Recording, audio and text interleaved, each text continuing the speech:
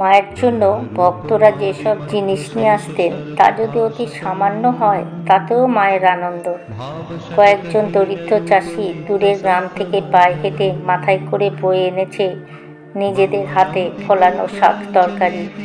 প্রাণের স্বাদ সেসব দিয়ে মায়ের সেবা করেন, কিন্তু মনের সংকোচ, মাকে কত লোকে কত ভালো ভালো জিনিস দেয়, এসব সামান্য জিনিস মা কি নেবেন?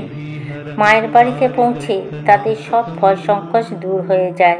মা সাগ্রহে সব গ্রহণ করে নানাভাবে আনন্দে প্রকাশ করতে লাগলেন। আর একবার এক দরিদ্র ভক্ত মোটা কাপড় এনেছে মায়ের জন্য। তারও মনে স্বাভাবিক সংকোচ।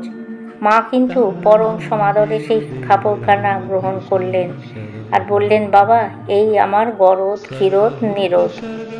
মা বলতেন, জিনিসের কি আর দাম, যে দেয় তার প্রাণের টান ভক্তি তো দেখতে হয়। তাই মা বহুমূল্যবান জিনিসের দিকে লক্ষ্য করতেন না। তিনি আবার ভক্তের দেয়া অতি তুচ্ছ জিনিস পেয়ে এত আনন্দ করতেন যে মনে হতো কোনো শিশু যেন পুতুল কিংবা মোয়া পেয়েছে।